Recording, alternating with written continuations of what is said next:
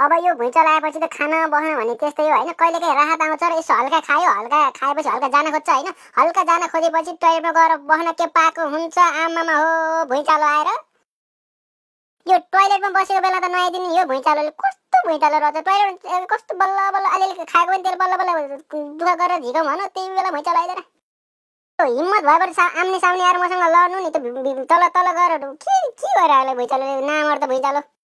मलाई त यो भुइँचालो भन्ने सम्झेर पनि यति रिस उठेको छ। यसलाई त भेटाउन पाए मैले 15 थप्पड त ठाउँको ठाउँ हान्थेँ हैन। तपाईँलाई कस्तो लागिरहेछ?